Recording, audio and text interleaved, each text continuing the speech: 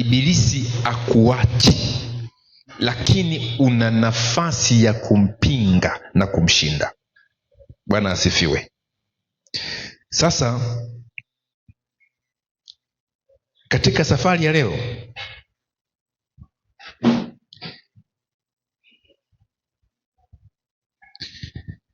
katika somo la leo tutaenda kuangalia huyu binti Sayuni ambaye si mwingine ni wewe mwenyewe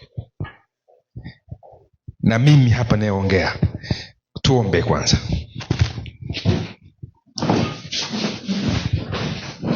Baba yetu wa mbinguni, naomba ukainue macho yetu mbinguni, ukainamishe mioyo yetu, ukatusamehe tulipokosea, ukafungua ufahamu wetu, tukajue tuko vitani lakini tuna ushindi. Kwa jina la Yesu tunakuomba, amen.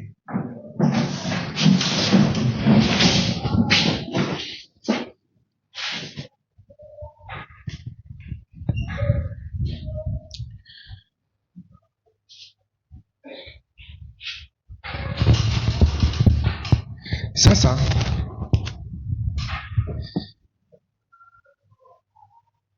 turudie andiko hili, Isaya 52 ya pili. Jikung'ute mavumbi, uondoke uketi, e Yerusalemu. Jifungulie vifungo vya shingo yako, e binti Sayuni, uliyefanyaje? Uliyefungwa. Sasa kuna maisha ambayo tunaweza kuwa tunaishi, lakini tukawa katika vifungo. Katika nini? Ukawa ni mhubiri, ukawa ni mwalimu, ukawa ni mtumishi, ukawa wewe unasali, lakini umefungwa. Na tunapiga mbio, tunashangaa mbona nafanya hiki akiendi, nafanya biashara hii haiendi, kazini kwangu sipati kibali, nimesoma na degree na shida. Unajua kuna andiko linasema katika Biblia kwamba Mungu atasupply all your needs. Tuko pamoja? Ina maana katika kitu ambacho Mungu anawafadhili watu wake, cha kwanza ni kuweza kula, kunywa na kuvaa. Haya mengine ni ziada. Tuko pamoja? Kula, kunywa na kuvaa. Tukiwa na hata na hizo changamoto, yani kula yetu ni ya wasiwasi, kuna vitu viko pale ambavyo havijakaa sawa kama muamini. Sisemi kwamba ukiwa muamini unaweza ukawa kama Balesa. Tuko pamoja? Lakini pia unaweza ukawa kama nani? Balesa pia. Sasa naomba tu nizingatie vizuri ninachokiongelea hapa. Kwa hiyo kuna vitu ambavyo tunakuwa waumini, ni kweli tunasema tuna majaribu. Lakini Mungu akujaribu. Ile neno kujaribu pia linachanganya. Shetani pia anatujaribu, si ndio? Na Mungu anatujaribu na nakuja papa, sitaki mtu anielekeze. Mwana wahubiri wengi sana hapa. Sasa ninachomaanisha kwamba neno la Kiswahili limetoka neno kujaribu. Hii nini? Nifai.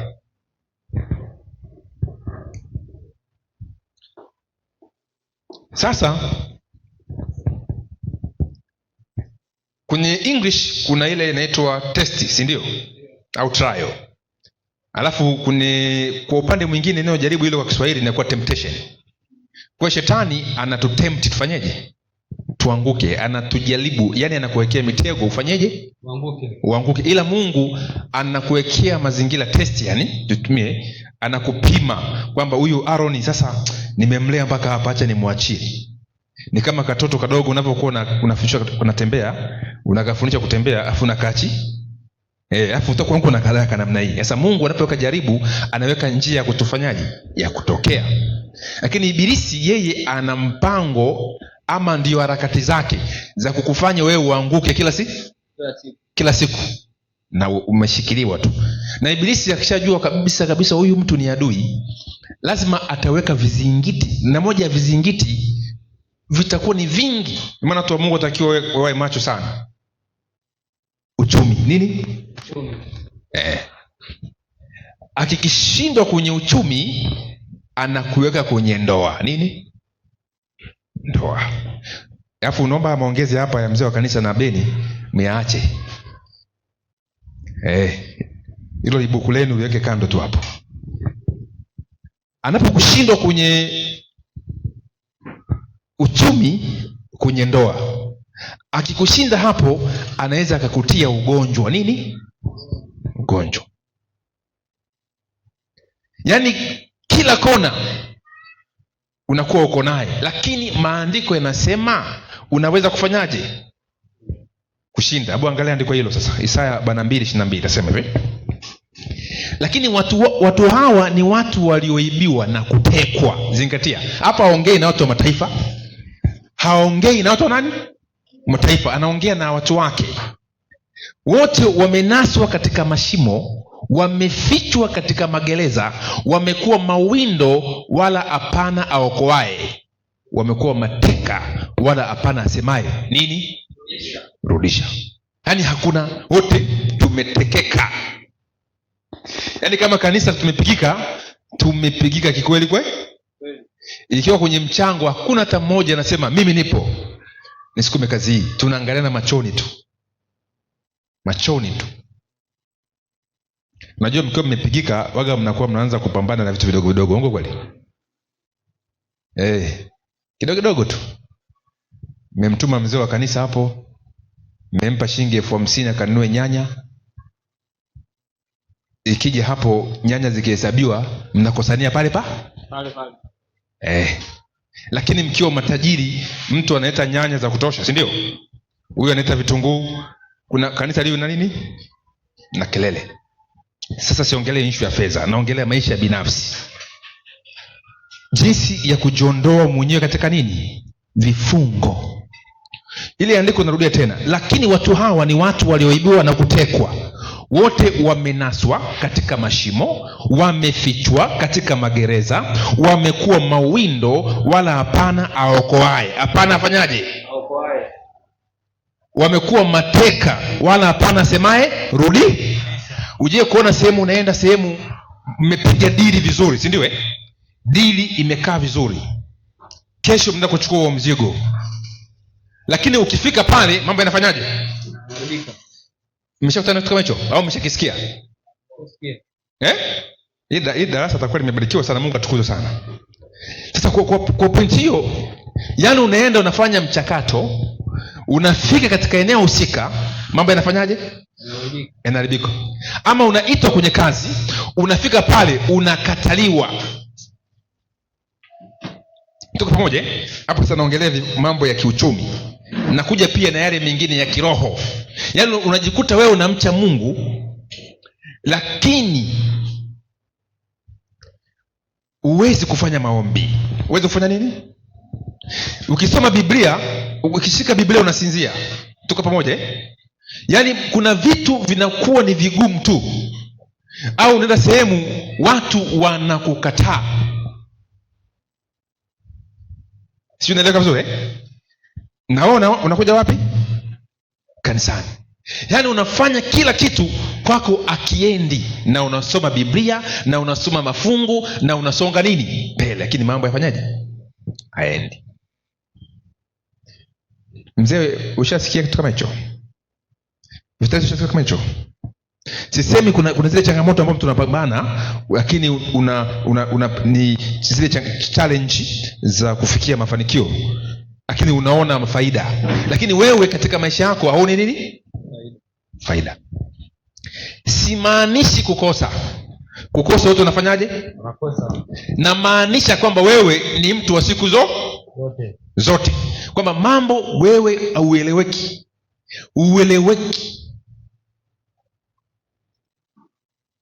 na ujielewi kwa wakati mwingine.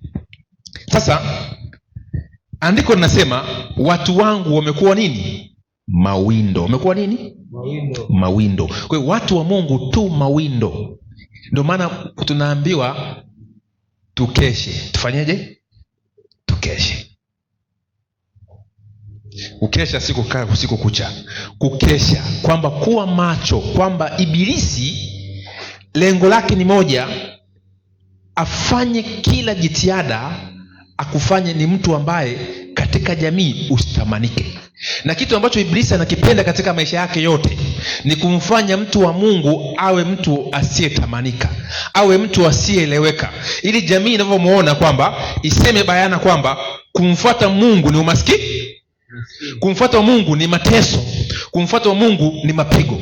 Kwa sisi kama watu wa Mungu tunapaswa kusimama katika ngome yoyote, kuonyesha hatua, kuonyesha njia za watu kutoka katika vifungo. Tuko pamoja? Lakini kama sisi watu wa Mungu, ndio Mungu anawashangaa Waisraeli kwamba hapo amewapa kila kitu, lakini ndani yake bado wamefanyaje? Wamefungwa. Halafu anasikitika, mbona kati yenu hakuna hata mmoja naye asemea nini? Rudisha. Tunakuwa tunahubiri unabii, tunakuwa tunahubiri mafundisho mazuri ya kujenga, tunakataa mafundisho ya uongo, hata Mungu wa uongo tunamkataa, lakini sisi wenyewe tunakuwa ni watu ambao tusioeleweka. Hata kuna mawili, huenda hatujajua vita. Daudi anasema Mungu alinifundisha vita. Tuko pamoja? Na inawezekana pia huenda tumekuwa wapuuzaji, huenda tumejisahau, huenda tumesahau kusudi letu. Kwa nini Mungu anasema hivi? Hebu nipe kitabu kile cha Hesabu 15 mstari wa 3 kama sijakosea. Kama si Hesabu 15:3 itakuwa ni Kutoka 15:3. Msomaji ni nani? Sema. Nanyi mtawataka. Hiyo ni ngapi? Hesabu 15:3. Kutoka 15:3. Kutoka 15:3. Nasemaje? Anasema Bwana ni mtu wa vita. Hapo Bwana ni mtu wa nini? Wa vita. Bwana ndilo jina lake. Bwana ni mtu wa nini? Wa vita. Kumbe kama Mungu ni mtu wa vita, wewe ukisikia mtu wa vita, sina maana kuna mapigano? Ndio. Si kuna mapigano Ndio. Tupo kwenye mapigano. Mungu ni mtu wa nini? Vita. Sasa sisi hapa anatushangaa watu wake ambao ni sisi, waondoe Muisraeli, muondoe Isaya, jiweke wewe, mimi na wewe, kwamba tumelala. Anashangaa hakuna mtu aokoaye, hakuna mtu asemerudisha. Sasa ni vingapi binafsi ambao unavijua wewe umevipoteza mpaka umri huu? Ni vingapi ambavyo leo unaviona bayana? Una miaka 40, 35 na maisha yetu tunaambiwa ni miaka 70, si ndio? Kwamba unafika 40 hujajua kusudi lako, hujajua usimame wapi. Yaani bado leo upo unatafuta mwelekeo. Unatafuta nini? Na hujaupata nini? Mwelekeo. Upo tu tafuta mwelekeo. Sasa kuna kitu ambacho kimekula maisha, lakini Mungu anaweza kubadilisha chochote. Nitafuteni ile andiko kwamba tumeliwa na madumadu, unafahamu na palale, na kuna madumadu na kuna palale na kuna nzige. Nzige anakula yale matawi. Anakula nini? Palale anakula shina. Madumadu anapiga mzizi. Sasa maisha yako kichwani nzige, katikati palale, miguuni madumadu kiboko yao. Yaani wewe mzizi wako wa kuinuka umeliwa, kiini chako kimeli. Ndivyo leo katika ulimwengu wa leo tukifunuliwa Bwana, hata nasi utajikuta una wadudu hao, madumadu, palale, katika ulimwengu wa nini? Wa roho. Unajua mambo ya roho ni ya halisi kuliko mambo tunayaona katika maisha. Sasa tunaangalia mimi ni nani mpaka umri huu na kuwa bado nasumbuliwa, sijajua nielekee wapi. Unajua ukijua ukiwa vitani, kama ni askari wa Yesu, askari wa kidunia, anapotuma kwenye mission Kongo, si anajua hata kupigana nani? Aba na M23, si ndio? Si ana mshahara tena unapokuwa kupigana waga kunaongezeka ile inaitwaje ile? Ni bonus. Inatoka bonus. Posho ile. Ile ongezeko tu, si ndio Anajua anapigana na adui yupi, aenda kwenye mission. Lakini sisi je, tunatambua tunapigana na adui yupi? Na askari ameajiliwa. Sasa wewe upo katika eneo gani la kazi katika kazi ya Kristo? Sasa hapo ndipo Ibilisi anachokifanya, anakuhamisha. Anafanyaje? Anakuhamisha katika lile eneo ambalo umewekwa, ambalo utapigana, utapata posho. Tuko pamoja? Anakuhamisha, anakupa kitu kingi. kunakuta huko ndani ya mahali pake. Na Mungu ili akuokoe lazima akutoe hapo ulipo, akuhamishe, akuwe katika njia. Hivi mnanielewa vizuri eh? Hebu nipe Wakolosai 1:13. Lazima anapokuokoa lazima akuhamishe katika eneo fulani. Kwa hiyo kuna mahali ambapo tumewekwa ambapo si eneo letu. Si eneo letu. Sasa matokeo ndio haya maisha tuko nayo leo. Tunakuwa smart lakini tumechoka. Afya zetu hazieleweki. Tumekuwa ni watu ambao yani siri unaijua nini mwenyewe. Nisomee ndiko au umesahau? Anasemaje? Naye alituokoa katika nguvu za giza. Zingatia. Akatuhamisha na kutuingiza katika ufalme wa mwana wa pendo lake. Hebu tuangalie ile andiko. Anatuokoa alafu anasema nataka niongee darasa. Akituokoa anatufanyaje? Tuhamisha.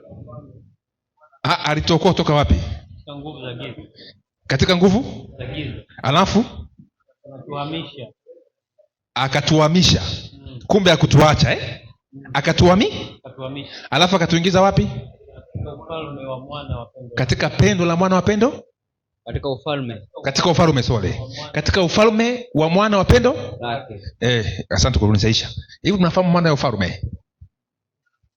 Si unajua ufalme una command power Mfalme ana command kila kitu. Tunapokuwa ndani ya ufalme, je, kweli tunaishi katika maisha yale ambayo Kristo anayakusudia? Sasa kule tunapokuwa katika nguvu za giza, ina maana tumeokolewa kutoka katika nguvu za nani? Kwa maana muamini wa kweli apaswi kutawaliwa na nguvu za gani? Nguvu za gani? Za giza. Na hata leo inabidi tuanze kustruggle. Yaani tuanze kupambana kujitoa katika nguvu za nini? Za giza. Na nguvu za giza si tu yale mapepo. Ndiye niwaambia habari njema. Kuna maisha ambayo ukiangalia bayana utakuta kwa asili yake yana vimelea vya ibilisi. Tuko pamoja? Lakini moja kwa moja unajikuta mwenyewe umesukumwa na kuwa ndani ya hilo dimbwi. Lakini unatamani kutoka, lakini unaweza kufanyaje? Uweze kufanyaje? Kutoka, maana umetekwa. Ila sasa kuna njia ya kujiondoa katika nini? Katika mateka. Kuna mtu mmoja kwa ananiambia, yaani Mwalimu Masawe, nikikutana tu kijana mmoja tu, sasa hivi Mungu amemfungua, na mwanamke nikimwona anajikuta mimi nimeingia katika mawazo na kumfuata. Tuko pamoja? Yaani ni maisha yake yanatembea, kutana hivi na anaanza kumfuata. Unafahamu ile? Yaani ukuta wewe unahangaishwa na hiyo hali. Na anaimba kwaya, na anafanya kila kitu, lakini akajipiga koki akanifuata. Tukazungumza. Tuko pamoja? Sasa unakuta hicho kitu si kwamba unaweza kujua kama ni jambo la kawaida. Kuna hali ambayo umefungwa nayo. Ukisoma kwenye kutarisha njia, kuna mielekeo ambayo ukiinvesti hata unapokuwa umeoa mkeo, alafu zeni utakuwa na yule mtoto ambaye utamzaa, atakuwa unamzaa na ule muhuri ambao tayari ushotengeneza nani? Wewe mwenyewe. Mtoto ni photocopy ya nani? Baba. Ya nani? Ya baba. Maandiko yanasema kama alivyo mama ndivyo alivyo nani? Binti yake. Adam akamzaa Seti kwa sura yake na mfano wake. Tuko pamoja? Sasa kuna hali ambayo unakuwa nayo si ndogo. Sasa unakuta kuna mienendo ambayo pia tumeilisi kutoka kwa baba zetu. Kuna andiko moja linasema kwamba Yesu anatuokoa hata kutoka katika mienendo ya nani? Ya baba zetu ambayo tulioilisi. Yaani kuanzia Adam mpaka baba yetu huyu wa nini? Wa kawaida. Natoa maandiko hapo baadaye. Sasa kuna vitu, kwa hiyo Mkristo yote unapokuwa katika Kristo lazima ukae chini utafakari. Ufanyaje? Utafakari. Maisha yangu kuanzia juu mpaka wapi? Chini. Unajua jana mwambia habari moja. Unajua kuna koo ambazo wazee wao walisema hawatamiliki. Hawatafanyaje? Kuna koo ambazo wanasema kwamba hichi kisukari ni cha babu yetu. Ushasikia hicho kitu? Pressure ni ya nani?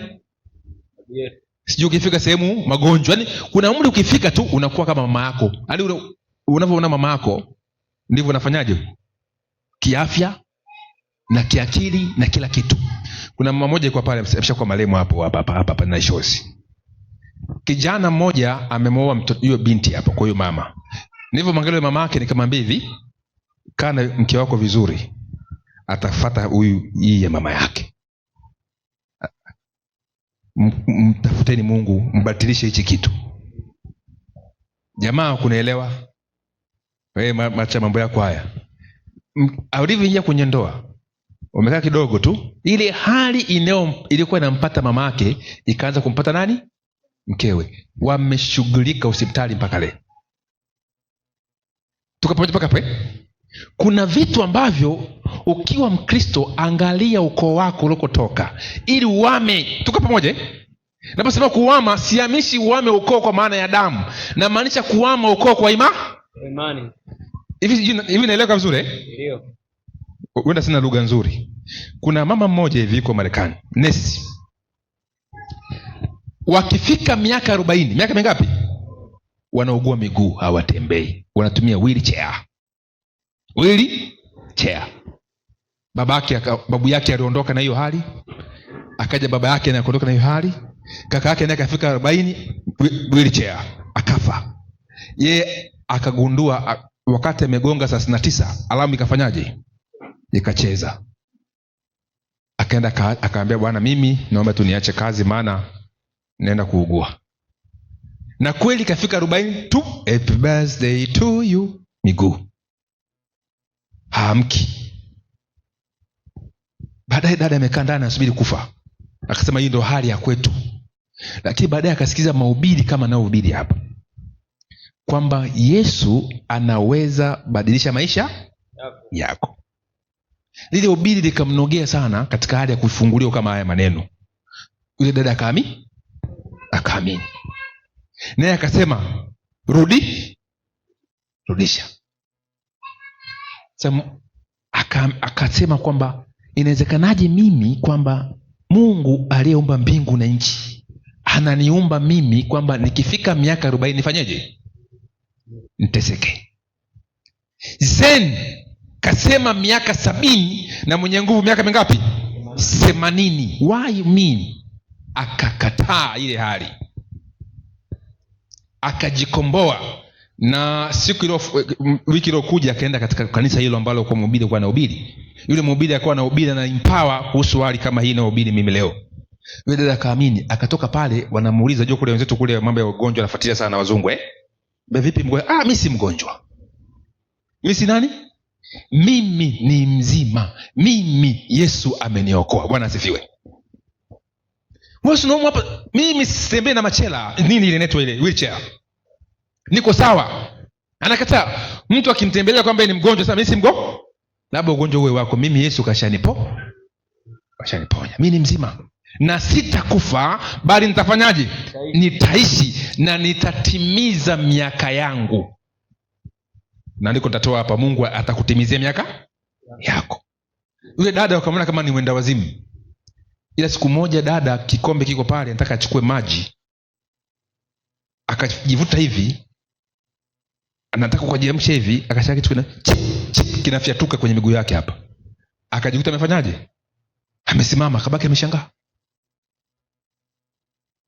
Hivi nimesimama? Akapiga hatua, miguu sababu iko imeshaka muda mrefu imekandamala, anasukuma mwisho akaenda hivyo, akachukua kombe akarudi. Toka alivyosimama hivyo akukaa tena mpaka leo na karudi kazini. Bwana asifiwe. Na yupo hai, si mtu kama anaongelea mtu bandia. Hilo ni kwa sababu aliamua kusema ama kuitafuta haki yake ya kimaandiko. Bwana asifiwe. Amen. Hivi naeleweka vizuri? Sasa mimi na wewe kama tutasali hapa, ni kweli na tukaenda mbinguni ndio. Lakini mwisho wa siku tutajikuta sisi tunakuja hapa katika ibada na tunaondoka hivyo. Unaingia na jini lako na unaondoka na nani? Na jini. Unaingia na matatizo na unatoka nayo, alafu unaenda kutafuta solution kwa wasela. Tuko pamoja? Maana ibilisi anakupa mzigo, alafu anakutafutia watumishi wake ambao wamefanikiwa sana tu, tuko pamoja, ili wakuchallenge, wakuakie vitu fulani na unapotoka. Kuna mtu mmoja aliniita siku moja, alinipigia simu, dada mmoja hivi mlembo, kwa hata sijaoa huyu mama. Ananiambia, Masawe, wewe una IQ kubwa sana. Wewe unatakiwa kuwa hivi. Unatakiwa kufanyaje? Wewe unatakiwa kuwa juu. Kaambia vipi? Sasa sababu ni muumini, tuko mwenzangu pale, akasema tukapiga story kidogo, akanipa mambo fulani, jinsi alivyokutana na watu fulani ambao wamechange maisha yake. Watu wanasema ni watu tu wa dini. Basi akaniambia siku moja tukutane hapo, twende. Basi tukaenda. Siku hiyo nikampigia simu, nimeenda nikapiga magoti, nikaomba Mungu. Na mimi najitafuta, sijajua dream zangu nini. Basi nikapanda kwenye ghorofa moja kule Posta ya kifahari. Kule juu kuta kuna jamaa very smart. Anavyoongea sijaona hiyo hali. Nao mabinti waliomzunguka utafikiri hawafi. Watu smart sana wanazotumia dhahabu kila kitu, picha ambayo amepiga na malaika juu, Malkia Elizabeth na watu. Utafikiri you are welcome Mr. Masawe. Jina langu lishafika tena kumbe. Nikapewa juisi, kila kitu kisafi. Yaani nikasema hivi kumbe siishi. Tufanyeje? Kuna watu wanaishi mpaka kujiona sasa mimi si. Unapewa kitanda cha kulala unasema labda leo ndo nimelala leo. Maana kumbe uko nafumbaga tu macho. Ndio maana yake. Kuna maisha fulani ukiangalia si mchezo Ndio maana rafiki yangu tumuombe Mungu asituletee majaribu ambayo yatatushinda. Kuna jaribu kiletewa unamwacha Yesu. Kuna jaribu kiletewa hata utakuja hapa utamwona Masawe biabatu tu kama ni nyangaragata tu. Nawaambia tu kweli. Tuombe Mungu. Nikaona sasa hapa kweli hapa sasa juu nimefika au nimefikishwa. Maneno ni mazuri, picha nafunuliwa kwamba baada ya muda mchache kulingana na hali ulivyo wewe utaenda kumpa mkono Malkia Elizabeth. Hao ni maneno madogo. Elizabeth. Kama wewe kadua titi. Nasema sasa maisha yangu hapa nimeosha. Maneno mazuri, ila baadaye nikaona picha, nikaona watu fulani hivi ambao wanasoma kwenye unabii, wamo kwenye hilo kundi. Nasema hapa uenda ndo sitachomoka te. Basi nikaja ile juisi kila kitu, ni baadaye nikasema basi tutakutana siku fulani, ukaniambia njoo kama umetoka. Alafu nakwambia usiwe na wasiwasi. Nenda katafakari. Kafanyaje? Alafu uje na jibu zuri. Na mimi nikaondoka, nashuka pale tu chini. Nikasikia kwamba usirudi. Tuko pamoja? Nikawaza mengi. Kwa nini hao jamaa wamenitaka mimi? Nikijiangalia mwenyewe sifanani, si ndio Kwa nini mimi tina kitu kipi? Hao wanataka uniwekee kitu. Nilikuwa na maswali mengi sana. Mwisho wa picha sikurudi tena. Nikaomba Mungu, nikasikia nimekuwa mzito. Yule dada kwanza nipigie simu. Niambia bwana huko wewe nenda mwenyewe. Yule dada baada hapa akanichukia. Tuko pamoja mpaka hapo Lakini pointi nini? Ni kwamba kuna majaribu, na si kwamba walikuwa wanatania. Kuna watu waliingia na mpaka sasa hivi nawajua wako nje ya nchi. Tuko pamoja Lakini rafiki yangu, hao watu maombi hawataki tena. Yaani mkipiga magoti tuombe, wataki maombi. Ni nini ambacho wameingia huko? Sasa nikasema Mungu nisaidie, nionyeshe njia ambayo napaswa kuipita. Na nimetafuta my pass muda mwingi mpaka najikuta kwamba mimi nilistahili kusimama hapa. Lakini unapojikuta unastahili kusimama hapo, kumbe sometime huko nyuma ulipaswa kusimama zamani, lakini ulichele. Sasa unaanza kufanya kazi ile kwa wakati mgumu. Umechelewa. Tunafahamu kuchelewa kwenda kazini Unaweza ukajikuta unatumia pesa nyingi ambayo kuifikiria. Nauli ambayo ukitumia shilingi 1000 kufika kazini, unatumia shilingi 10,000. Uongo kweli? Boda nini unahangaika kweli kweli. Sasa umechelewa. Sasa unaanza kupambana mission yako ya maisha, umechelewa. Mungu anatamani ukifika miaka 30 ujue ndoto. Angalia Yusufu ana miaka 30, waziri mkuu wa nini? Wa Misri. Daudi miaka 30 ni mfalme wa nini? Wa Israeli. Suleimani miaka 30 mfalme wa nini? Yesu miaka 30 anaanza kuhubiri habari njema. Haleluya. Anajua sema nimepewa kazi na baba yangu niitimize. Wewe una nini mpaka leo miaka 30? Nini ambacho unataka kukitimiza dunia hii? Kipi? Yaani kipi, ndoto yako ni ipi moyoni mwako ambao unapambana kuitimiza? Umeshaitambua kwamba mimi naelekea hapa, ipi? Je, unataka kunielewa Sasa hicho ndipo ibilisi anakuibia wewe, anakuteka kwa hicho usitimize. Unabumburuka hivi. Kama mzee mmoja ananipigia simu, mtumishi Masawe, mimi na pesa lakini nimechezea ujana wangu sana. Leo nimemkumbuka Mungu na miaka 76, alafu niko na tezi dume. Natamani nipige mbio nikahubiri habari nini njema. Yaani Mungu namemkumbusha kwamba wewe nimekuokoa, wewe ulipaswa kwenye ujana wako nitumikie. Sasa umechelewa, umekuwa mzee, nitumikie. Una tezi dume, huwezi kupiga mbio. Ni majuto tu karibu. Na cha ajabu, kwa nyuma ameharibu kwa sababu alifanya uzalishaji wa ovyo ovyo. Sasa anateswa na watoto wake. Tuko pamoja Upandacho ndicho utachofanyaje? Sasa ibilisi anacheza na wewe na mimi ili baadaye akuzomee hilo. Umechoka, huwezi kutimiza ndoto zako. Sasa kitu ambacho nakisema leo hapa ni kwamba, hebu leta hiyo charge hapa, tazima sasa hivi. Picha imeganda hiyo. Sasa weka hiyo, weka waya, ule waya wako.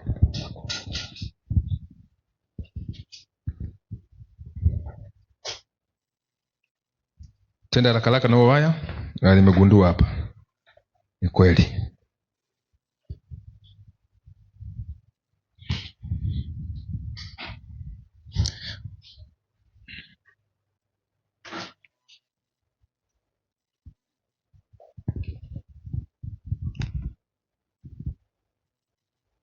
Cheshemeka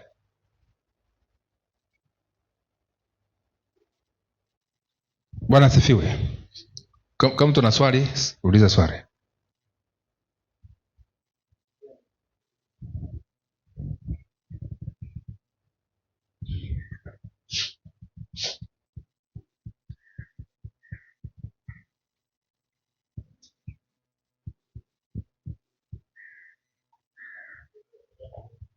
Uliza, mpe mic.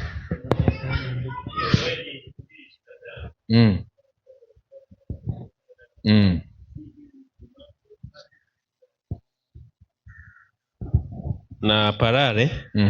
Naona kuna tunutu wao ni wapi? Na mimi mnisaidie, tunutu ni nini?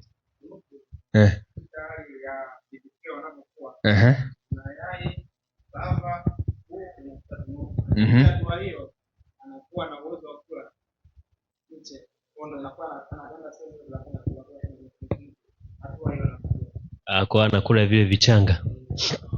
Iko imeganda muda mrefu. Itakuwa imeganda muda mrefu. Maana hata watu wameshindwa. Sasa tuendelee. Sasa iko hivi. Mzee wa kanisa umelizika na jibu Sasa unajua Agano la Kale yaliandikwa ili kutufundisha sisi, ndio? Ukisoma ile 15:4, nisomee Warumi 15:4.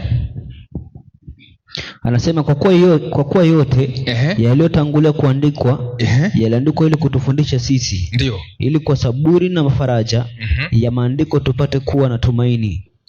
Kumbe ina maana usikize tunutu kila kitu unapokuwa tunaisoma, tunaangalia bayana kwamba kuna tunutu, parari na nzigi za kiroho. Tuko pamoja ambazo kushika. Inategemea wewe una tunutu ipi.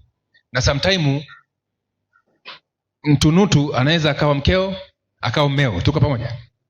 Unajua ukikosea jambo au kiongozi wako wa kazi na vinginevyo katika maisha huko, katika shughuli zako unazozifanya, ulipokosea na wapi, so unajikuta wewe maisha yako na struggle. Na ukiwa na struggle ni kwa sababu, angalia ni wapi uliangu. Yesu anakuambia ni wapi. Anapomwambia Adam kwamba ulikuwa uko wapi, hamaanishi amuoni. Na ile andiko tunalisoma vibaya. Tuko pamoja kwamba anioni anamwambia ile nafasi ambayo nimekuweka uko wapi. Kuna nafasi ambayo mzee wa kanisa umefanyaje, umewekwa. Na katika maisha yetu kama tutakuwa wajanja, tumuulize Mungu kwa kila nini, wakina nini kwamba hapa nilipo ni mahali sahihi. Mara nyingi tunalazimisha mambo kwa sababu ya miemko na hamu ya jambo ya wakati ule, ila misiba baadaye inapotokea ndio unagundua kabisa pale niliingia kwa msisimu. Na hivi naeleka vizuri. Sasa tunataka tuongee katika mazingira haya, tayari tupo tufanyeje?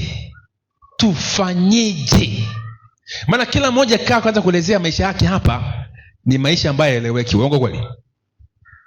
Kila mtu ana historia yake hapa. Nimeshaharibu mahali fulani. Utakaa mwenyewe kitandani kwako utasema kuna sehemu fulani ilitakiwa nifanye hivi lakini sikufanya na matokeo ni haya. Uongo kweli? Hapa shuleni tumesoma shule wengi. Kuna watu ambao leo kutana nao ambao umesoma nao wana maisha tofauti na uko nayo, si ndio? Unakumbuka kabisa mimi nilikuwa mpiga kelele darasani. Mimi nilikuwa na doji, najiita msela nondo, si ndio? Kuna jamaa nilimkuta pale mtaani, nataka nimsalimie, nimeona huyo jamaa alikuwa na kelele sana shule. Mjanja. Nimemkuta anaokota makopo. Nini?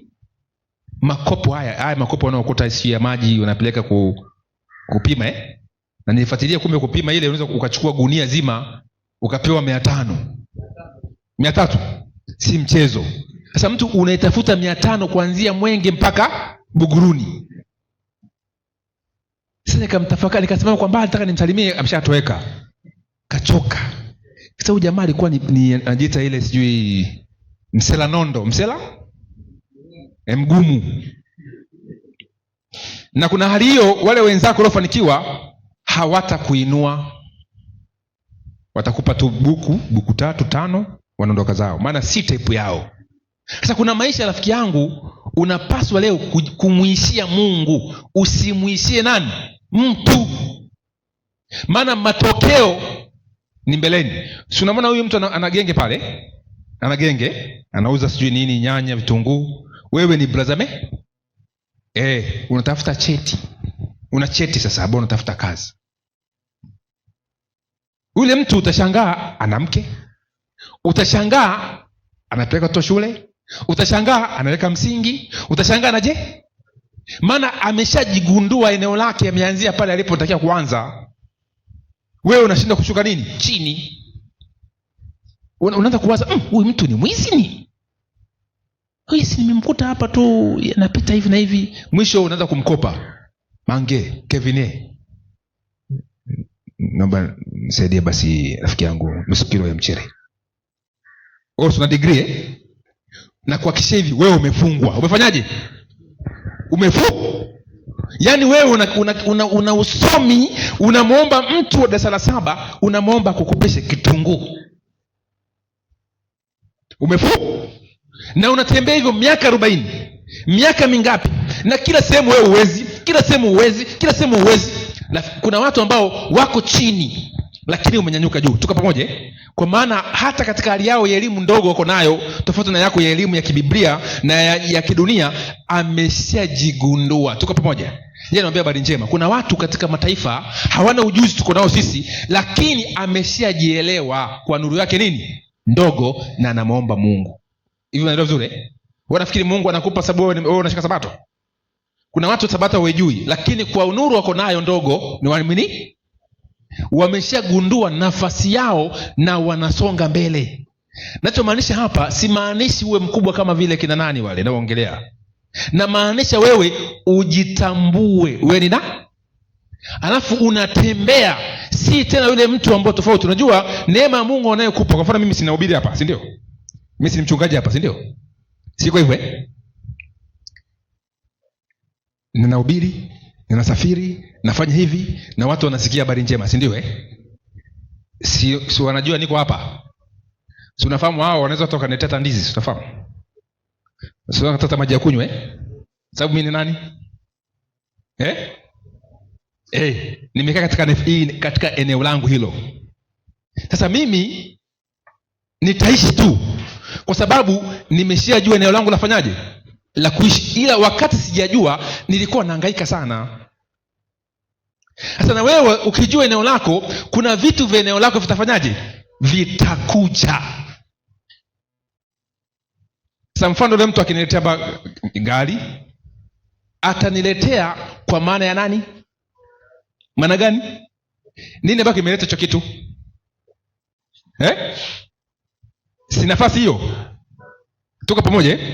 Ukiwa leo umekuwa TANESCO ukapandishwa, umesoma mambo ya umeme, kuna sehemu kuna cheo ukifika, si utapewa gari? Si ndio hivyo biabato?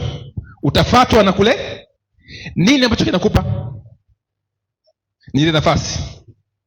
Hivi umeona vizuri? Leo utashangaa, mbona mimi washikaji wangu wananipita? Wanakupita kwa sababu hauna nafasi ya kupata hivyo ambavyo unataka kwa nafasi ndio inakupa.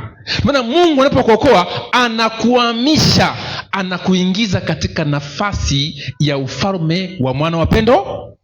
Nimeeleweka vizuri? Kwa Mungu anachotaka, anakuokoa kwa maana ya nafasi yako. Wewe ni kujua nafasi yangu ni ipi, afu anza nayo from beginning. Bwana asifiwe. From beginning. Leo kuna watu wanaogopa. Unajua mimi kwa zamani naitwa, wakiniona mchungaji, mwinjilisti, nakataa. Pasta mmoja akanionya, pasta mmoja rafiki yangu, sasa hivi tutashaachana urafiki sababu ya utatu. Lakini akaniambia, Masawe, usikatae. Ufanyeje? Utakuwa unakataa wito. Huenda Mungu anakuita katika hiyo nafasi unayoikataa. Na siku ukitambua ukarejea. Mke wangu anajua, tushaenda kwenye dhahabu, nimeshaka kwenye mambao. Tuko pamoja? Lakini huko ni vimbunga na vimbembe. Vimbunga na nini? Unaweza ukapata pesa, lakini unashangaa mambo yafanyaje? Aendi. Lakini ukiwa katika nafasi yako, utauza genge na utajenga. Uongo kweli? Lakini ukiwa nje ya nafasi yako, hata upate kazi kubwa kiasi gani na kuambia habari njema, hautajenga. Unajua kuna watu walikuwa na mshahara mkubwa, watajenga. Anaishia kufa na ukimwi. Uongo kweli? Sasa nataka sasa tuangalie kitu kimoja. Muda umeisha. Tutatokaje katika nini? Vifungo. Hilo ndo swala la msingi. Na kitu ambacho nawasi, msikimbilie kwenye mambo makuu.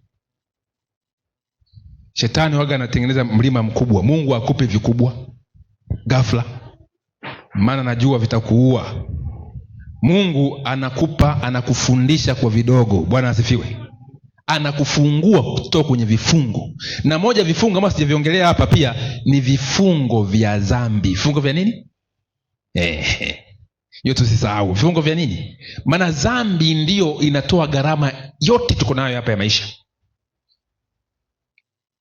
Hivi kuna watu watumia hela kama walevi. Kukupa hela ukale hawezi kukupa. Lakini ya kunywa utafanyaje? Utaogolea na pombe. Kwa hiyo unakuta leo pesa nyingi zinatumika kule. Dhambi ni vifungo, rafiki zangu. Hata wewe mwenyewe angalia mambo gani ya dhambi leo kupa gharama, utaelewa. Sasa huko tusitoke, nitakuja. Sasa naomba tuje katika mazingira haya. Nataka tuangalie watu kadhaa hapa kidogo. Namna ya kujitoa katika vifungo, njia ya kujitoa. Tushachelewa. Nimewapa mfano yule mama na kadhalika. Na vile vile tunapojiondoa katika vifungo, unakuwa umetoa msaada kwa watoto wako wewe mwenyewe, kwenye kizazi chako. Utataka kuoa na wengine utakuoa, si ndio? Unakuta maisha yale ambayo umeyaishi, unapaswa huko nyuma uombe sana Mungu. Uombe sana nani? Mungu. Maana utazaa photocopy yako. Ndio maana wale watu wa kale walikuwa wanamuomba sana Mungu kuhusu swala la watoto. Maana walikuwa wanajua kabisa hali ndio hiyo hiyo. Tunafahamu Ibrahimu alikuwa ni mwongo, Isaka, Yakobo mjukuu ndio akawa gwiji. Tena si adanganya, anachukua kabisa. Lakini pia Mungu alimkumbuka alipofanya akafanya marekebisho. Na mara nyingi Mungu unataka nyinyi na mimi ambao tumeshakuwa tumefanya fujo nyingi sana, na Mungu anatutaja, nyinyi ndio mtaji wa Mungu. Bwana asifiwe. Yaani usije ukatoroka. Yaani wewe mkorofi ndio mtaji wa nani? Yaani Mungu anajisikia raha mbinguni kwamba lile gwiji nimelibadilisha. Haleluya. Hata siku shetani ataumia kusema particle prophet, no, ile pambano kuu Yesu atampangia wale magwiji kina Paulo, watu waovu wameokolewa. Bwana asifiwe. Lakini ni masikitiko ya Yesu, wale ambao alikuwa anapiga nao mbio wanakuwa jehanamu. Inamuuma sana. Alafu magwiji wale wako, limekula dunia vizuri na mbinguni limeonja pia. Wewe dunia imekupiga na jehanamu unayo. Si ni hasara kubwa Ni bonge hasara. Kuna majamaa huko hayatambui haya masuala, hayajisumbui na maombi. Wewe unataka kuamka asubuhi uombe, unataka kulala uombe. Yaani wewe na asubuhi uombe, ukiamka unataka kulala uombe. Kanisani Jumamosi uje. Ukitaka kupika siku za Sabato kufua, unapashavuja Sabato. Yaani wewe lingine halijui hiyo. Lipo tuliko kule linapiga Mama Samia, si ndio linajita chawa. Levi. Alafu siku linahangaika, linaona maovu, linagairi, linaamua moja kwa nini? Moja kwa moja. Linalia, linaugua, Mungu nilikutenda dhambi. Mungu sema njoo mwanangu. Si unafahamu mwana mpotevu? Alienda akala hela yote nani? Ya baba yake. Akaenda kwenye nguruwe kule, akataka kujilisha kwenye maganda ya nguruwe, lakini akatafakari, babangu si tajiri. Wacha tu nikawe mfanyakazi wa nani? Wa baba yangu. Na watu hivyo ni wajanja, maana anajua maisha yote ya mtaani. Afa baba akaanguka chini, baba nisamee, mimi tu nifanye kwa mmoja wa wafanyakazi wako. Alafu aliangalia machoni liko hivi, maana limeshaharibu. Baba anasanga baba anamnyanyua vipi? Nitapiga kofi nini? Hamna kofi. Nakombatiwa tena, mara mtoeni nguo, weka nguo mpya, mpeni taji, pete, sherehe. Wafikiri jamaa tena toka pale umtoi. Sasa ndivyo wewe umetoka wapi? Unajua leo huwezi kusikia utamu wa Yesu kama Yesu hajakutendea kitu ambacho wewe zamani haukuwa na. Ndio iko hivyo tu. Jamaa alikutoka ile mwana aliyokaa nyumbani ndio alikuwa amepotea. Hicho mnakijua? Maana akawa na uchungu na yule mwingine. Halikuwa hajaonyesha asimame wapi. Anza kudai. Yaani uwe mwazi, unataka nini? Bwana asifiwe. Kuwa mwazi, mwambie mtu sikupe. Si mtu unakaa naye, yeye anafikiri unampenda, kumbe ufanyaje? Na wewe utaenda motoni. Mwambie mtu ukweli. Ukweli unakuweka nini? Huru. Mwambie mtu bwana, mimi nimepigika, siko vizuri. Usijifanye, kuna watu wengine anavaa koti kama mimi hivi, anajifanya na nini? Sasa kuja kwenye matumizi, wengine wanakujua huko katika hali fulani, wanaanza kufanya vitu fulani pale, unabaki huko nyuma. Unajifanya unaongea na simu. Baba kumbe umeweka ile inaitwa ni aeroplane. Hello. Vipi? Nini? Sasa kuna issue imepigwa simu hapa kidogo, kumbe unakimbia. Maana umeshajiweka katika mazingira fulani ambayo watu wanakuona katika hali fulani. Jiweke katika standard yako, jiweke katika nafasi yako. Bwana asifiwe. Na Mungu atakuinua. Sembuse huyu ambao unamficha ndio ana kusudi lako. Hivyo mnaelewa vizuri Sasa tuendelee vizuri kidogo. Isaya 58:6 anasema hivi: je, saumu niliyoichagua sio ya namna hii? Kufungua vifungo vya uovu. Vya nini? Uovu. Kuzilegeza kamba za nira, kuacha huru walioonewa, na kwamba mvunje kila nila. Mungu aliwashangaa wale jamaa wa Israeli, wako bize kufunga na kuomba na kuvaa magunia, lakini bado wapo wapi? Vifungoni. Kumbe kifungo ambacho Mungu anataka tukivunje ni nini? Cha kwanza ni nini? Maana hii ndio kiini cha laana zote. Reubeni alikipanda kitanda cha baba yake, akalaaniwa. Akasema wewe uzao wako utashushwa, nafasi yako ya mzaliwa wa kwanza inachukuliwa na nani? Na Yusufu. Baadaye Musa akamhurumia, akasema Reubeni na aishi, lakini watu wake wawe nini? Wachache. Kwa hiyo Reubeni alisamehewa, lakini watu wake wakawa nini? Wachache. Bwana asifiwe. Sasa aliharibu mwanzoni, na inawezekana pia na wewe umeharibu huko. Sasa Mungu anakurehemu, bwana fulani uishi, lakini hautafika wapi? Hapa. Tuko pamoja? pia ni angalau, si ndio bwana? Lakini mwisho wa siku wewe ndio uliharibu huko nyuma. Bwana asifiwe. Na vitasi kacheka hapo, imeingia vizuri kabisa. Sasa kwa penzi ni kwamba unapata neema hapo mbele, lakini nyuma ushafanyaje? Sharibu. Kuna watu leo hata ukienda kuwabatiza unapata tabu. Anakusimulia, huyu mke nilichukua nikazaa naye nikaacha. Huyu yani sasa unaanza yani unabaki umehangaika kumsaidia, yani macrogression. Anajutia. Hivi nataka vizuri Nyinyi ambao je nawaambia habari njema, nyinyi vijana wadogo, nyinyi anzeni msialakie maisha. Msifanyaje? Tafakari mpitie wapi. Huyu mtu Aaron huyu wakati mtana na mimi huyu nilikuwa namwambia uongo kweli? Kuna jambo Mungu atakufanyia. Tulia. Bwana asifiwe. Na huyu alikuwa ni msikivu. Na Lucas msialakie. Na alikuwa Lucas ndo mdogo anasoma pale chuo pale university pale. Yu mwaka wa kwanza Tulia. Ninawamenta.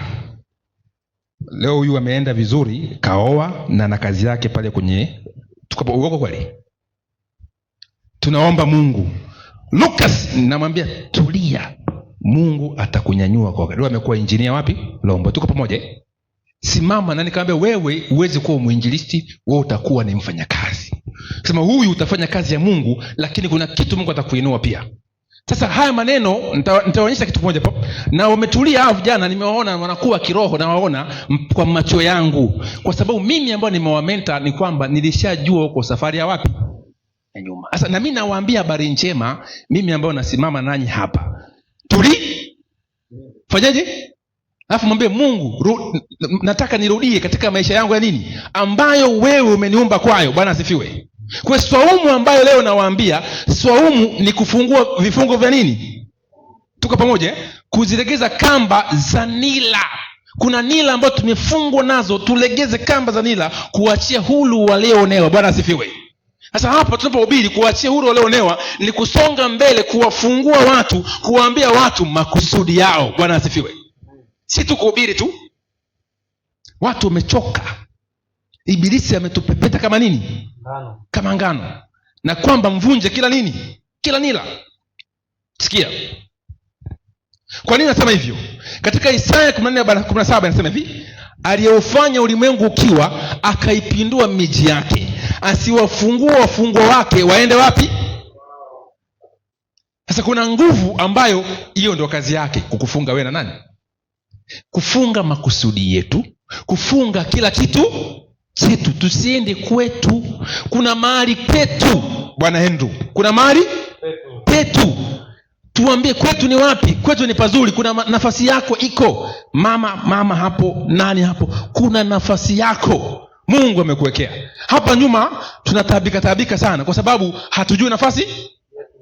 Utafanya kila kitu akiendi. Mwambie Mungu, mbona naenda mbele siendi? Niko wapi? Adamu, uko wapi? Akaanza maana leo ni ndio hivyo. Sasa maisha yetu ukishaambiwa vipi ni kusingizia, mara babangu kunisomesha, si ndio mara sijui nini leo na mambo ya kambo. Yaani wewe ni visa tu, ni lawama kuanzia A mpaka nini? Mume wangu ndio kikwazo, si ndio? Mke wangu ndio kikwazo. Yaani wewe unatafuta bomu la kumpa nani? Mtu. Sema hivi, mimi ndio nini? Ndio tatizo liko wapi? Ndani kwako. Asante. Aliko nje kwako. Yebesi alijigundua. Subiri andiko hili. Yebesi alijigundua. Vifungo vipo katika familia zetu, lakini tunaweza kuvishinda. Hebu nisomee Nyakati wa kwanza 4:10. Anasemaje? Huyo Yebesi akamlingana Mungu wa Israeli. Akasemaje? Lau kwamba ungenibariki kweli kweli. Ndio. Na kunizidishia hozi yangu, na mkono wako ungekuwa pamoja nami, nawe ungelilinda na uovu, ili nisiwe kwa huzuni yangu. Ndio. Naye Mungu akamjalia hayo aliyoyaomba. Bwana asifiwe. Yebesi, maana Yebesi ni huzuni. Yaani mama yake alikuwa ni maskini. Baba yake alikuwa nani? Maskini. Lakini Yabesi akasema familia yetu tuko wote maskini. Akamlilia nani? Mungu, na akamlingana. Si kumlilia, akafanyaje? Akamlingana. Maana yake alifanya mapenzi ya nani? Mungu. Akabadilisha maisha yake. Yabesi akaokoa familia ya kiuchumi. Bwana asifiwe. Sasa hiyo ndio siri ya wewe kutoka katika nini? Kifungu. Unaelewa vizuri? Unaangalia familia yako, mwangalie baba yako. Sura ya maisha yako mwangalie baba yako. Sura ya maisha yako mwangalie mama ya. Angalia ukoo wenu. Ukoo hauna mbunge, ukoo una waziri, ukoo ni wagonjwa wa visukari tu, ukoo pressure, ukoo yani kila kitu ni matatizo. Shtuka, amia ukoo wa Ibrahim. Bwana asifiwe. Ukoo wa imani, wale wa imani ubarikiwe sawa na nani? Na Ibrahim. Ili ujitenge na hizo koo, usimame mahali pako, sema Mungu hapa si mahali pangu. Tuko pamoja? Roho wa Bwana yu juu yangu, kwa maana amenitia mafuta kuhubiri maskini habari njema.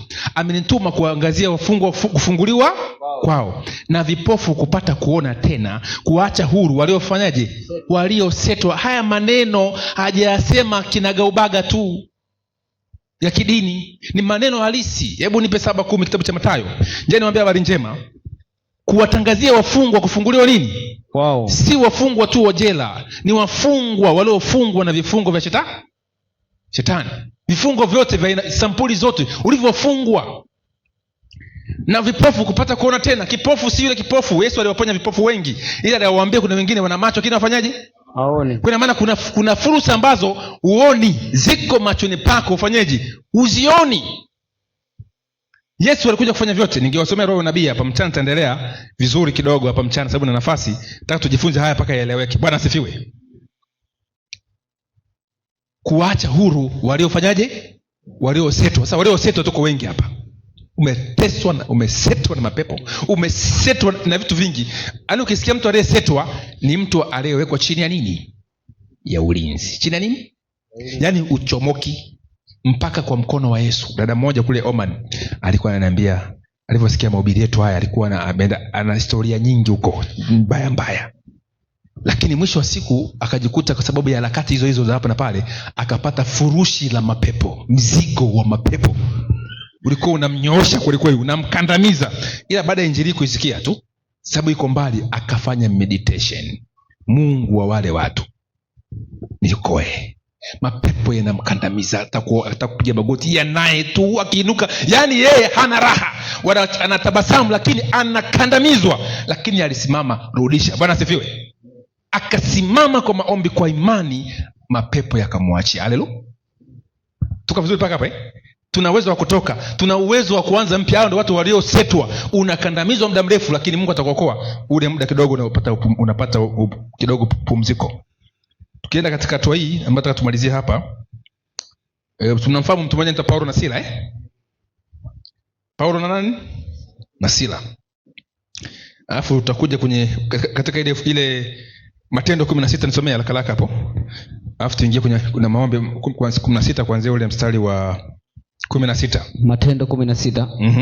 16. Anza mstari 20. 16:20. Anasema wakawachukua kwa makadhi, wakasema, watu hawa wanachafua sana mji yetu, nao ni Wayahudi. Hapa tunatoa tukiza la kalaka, ni Paulo na Sila walitoa pepo. Tuko pamoja? Wakaenda wakashtakiwa kwa mahakama, wakatupwa jela, wakafungwa kwenye mkatale. Simuona hiyo ndio mkatale. Simuona imepigwa mbao hapo ni mateso makubwa walipigwa na wakafungwa kwenye mkatale. Sasa hichi ni kifungo ambacho Ibilisi amewafunga hawa live. Nataka tufanye meditation kama kifungo ambacho tunafunga katika masuala ya kiroho. Mstari wa 25 nisomee. Anasemaje? Lakini panapo usiku wa manane, Paulo na Sila walikuwa wakimwomba Mungu. Walikuwa wakifanyaje? Wakimwomba Mungu na kumwimbia nyimbo za kumsifu. Sikia, walikuwa wakimwomba Mungu, wakimwimbia nyimbo za kumsifu. Na wafungwa wengine walikuwa wakiwasikiliza. Ghafla pakawa na tetemeko kuu la nchi. Ndio. Hata misingi ya gereza ikatikisika. Na mara hiyo mlango ikafunguka. Vifungo vya wote vikalegezwa. vifungo vya wote vikafanyaje? Vikalegezwa. Bwana asifiwe. Kuna wafungwa walikuwa wanaangalie, wanaona kama fashion show, Paulo na Sila wakimtukuza nani? Mungu, na wakimfanyia Mungu ibada. Wako wakiwatazama tu kwamba nyinyi mnapoteza nini? Muda. Lakini walishangaa tetemeko, vifungo vinaelegezwa, wanakuwa huru. Ila walipomfanyia Mungu nini? Ibada. Hakuna kifungo chochote ambacho kiliwafunga. Ndio maandiko yanasema hivi katika Mathayo 7:10. Sasa nataka tuombe. Mathayo 7:10 inasemaje? Anasema au akiomba samaki. Tuanze mstari wa 8. Anasema kwa maana kila aombaye hupokea, naye atafutaye huona, naye atafutaye fanyaje? Huona. Naye abishaye atafunguliwa. Au kuna mtu yupi kwenu? Inatosha. Jamani, mnasikia maneno Wewe unasema niliomba sana, nafunga sana. Kuna lazima tujifunze namna ya si tu kuomba ovyo ovyo. Sasa kwa hiyo hiyo mimi nishafanya maombi. Yaani kwanza katika maisha yako acha historia. Acha nini? Kwamba nilikuwa na matengenezo sana. Mimi sipendigi watu wa hivyo. Kifupi tu, wewe anza hapo ulipo. Waliomba wenyewe, lakini Petro alifungwa, aliombewa na kanisa. Bwana asifiwe.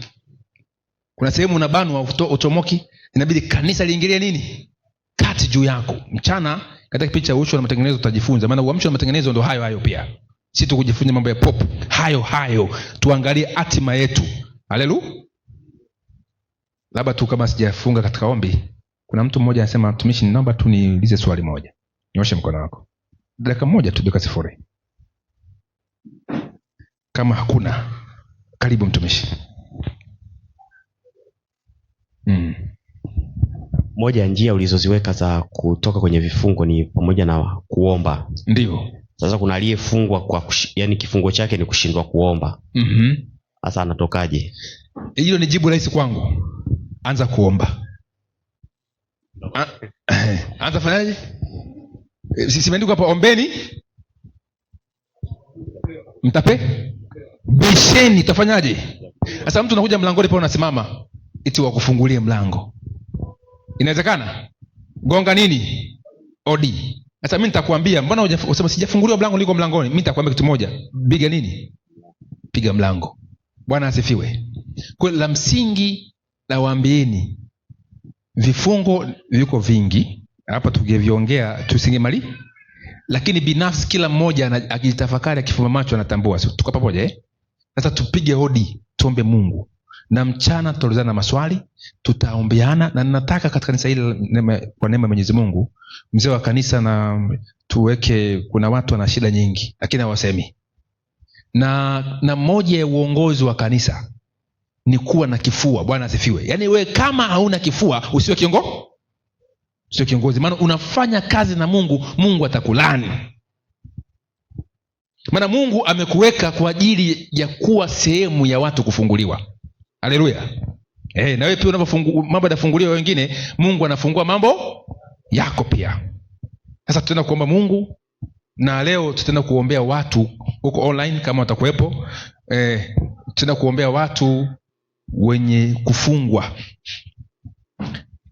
katika vifungo vyovyote vile, waweze kufunguliwa. Na sisi wenyewe tumesema mtu cha kwanza ujiombee mwenyewe, lakini unaomba ukijua umeharibu na unataka tena kurejea katika nini? Nafasi. Ila nakushauri jambo moja, ombi lako Bwana Tanasi na wengine ni kwamba Mungu akuonyeshe nafasi, ama akuongoze katika nafasi yako, ujue wewe ni nani, ulikuja hapa kufanya nini.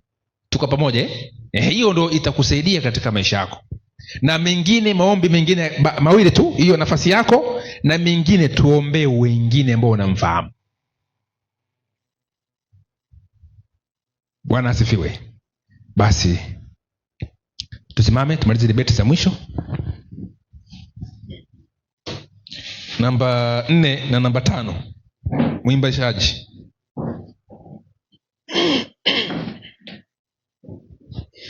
Mimi sitajua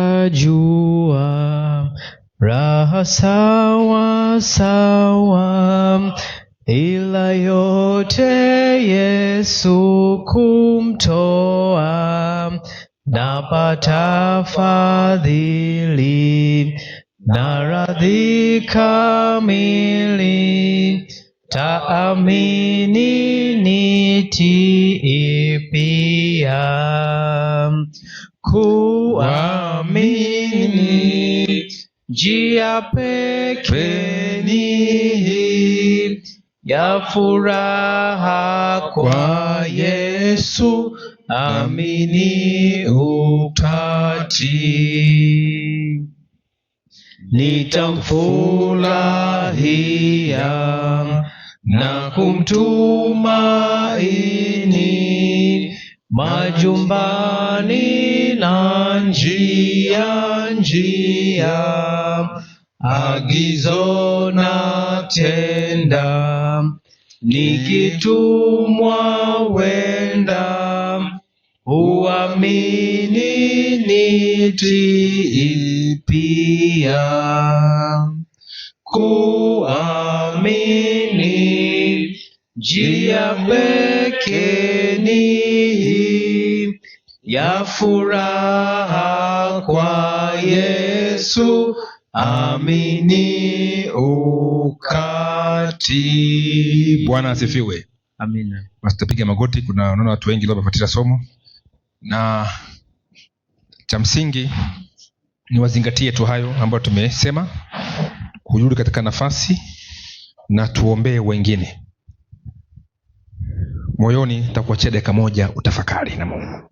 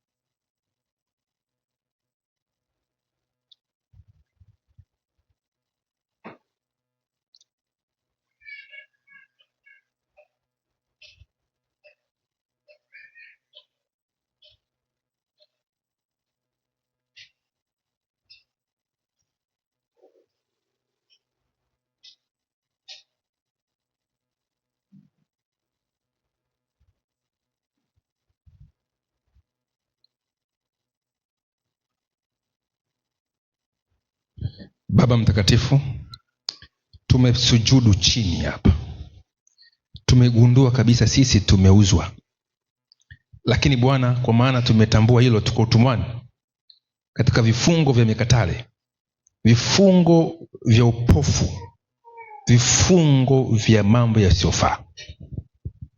Lakini Bwana, tunakulilia na tukilia kwa pamoja ndani ya kanisa hili, tukisema rudisha kwa neema yako vile ambavyo Bwana vimepolwa, vile ambavyo Bwana vimeibiwa, vile ambavyo Bwana vimekandamizwa na sisi ambao tumesetwa. Leo tumetambua tukiwa katika kifungo kile, na yule mwovu akitufunga tusiende kwetu, lakini ulimtuma mwanao kutufungua katika vifungo ili tuende kwetu. Jina lako Baba yetu ulitukuzwa kutupa somo hili ambalo Bwana, katika msukumo wa Roho wako nimeliweka mbele ya macho ya watu wako, mbele ya masikio ya watu wako unaotusikia hapa katika oli hili na wale ambao wanatusikia online. Baba, tumekata tamaa, lakini kwa sababu neno hili limekuja tumefarijika tena. Faraja imekuja, lakini Bwana hatujui vita, na wewe ni Bwana wa vita, na kusi utufundishe vita ili tuweze kupigana na yule adui, kama ilivyoandikwa kwamba mpingeni shetani naye atawakimbia. Leo tumemkataa kwa jina la Yesu, tunampinga katika jina la Yesu. Tumeona bayana alivyoturarua, nasi tumekataa. Tunavaa silaha tuweze kumrarua na kutoka katika mikono yake katika jina la Yesu. Ndoa zetu, familia zetu, kazi zetu, ajira zetu, na wale wasiokuwa na ajira na shughuli yoyote. Sasa Bwana, tunakusihi ukatuwezeshe kusimama na kupigana. Huenda kuna mtu anafanya kazi ile lakini si eneo lake. Ninakusihi Baba yangu, kampe eneo lake sasa. Huenda yule na yule hawapo katika maeneo yao. Ninakusihi Baba, katika jina la Yesu, kama ulivyonipiga huku na huku ukanirejesha katika huduma, ninakusihi katika Kristo, na wale ndugu zangu pia kauelekeze na kuwaleta katika nafasi ambayo umeumba kwayo, na vile ambavyo Bwana huenda wanavifikiria viko sahihi. Sasa Baba, nakusihi usiwafanye wakacheleweshwa tena, wakaenda mbali sana, na hatimaye tena wakapata wakati mgumu wa kurejea. Kuanzia sasa Baba, katika jina la Yesu, wakafunguliwe fursa zao, ili waweze kuona nafasi yao iko wapi ya kiroho, na pia vifungo vile vya kutokuomba, vifungo vile vya dhambi, na vifungo vingi ambavyo vimetufunga, kila mmoja anaelewa. Baba, tunakusihi katika Kristo ukatufungulie. Na wale ambao wanasetwa katika mahali ambao hawako mahali hapa, wako kule Nyamongo, wako Geita, wako Musoma, wako Mwanza, wako Tanzania hapa, wako nje ya Tanzania hapa, lakini wamesikia masomo haya na wanahitaji maarifa ya kujitoa hapo, na kusihi Baba uwape sasa. Mambo yetu ni mengi, ila maombi ya kila mmoja, hata anaomba sasa hivi, anaponuia, anachezesha mdomo kwa ile shida ambayo inamsumbua, haiza ya kiroho, haiza ya majini, haiza ya viumbe vya ajabu ambavyo vinamsonga, haiza ya vitu vyovyote vile ambavyo Bwana vinamkalia katika ndoa, katika popote pale, katika uchumi, katika popote pale. Baba, ninakuomba katika Kristo, na kwa kuugua naomba hilo jambo leo likapate suluhisho. Kwa jina la Yesu tunakuomba, amina. Mungu na awabariki.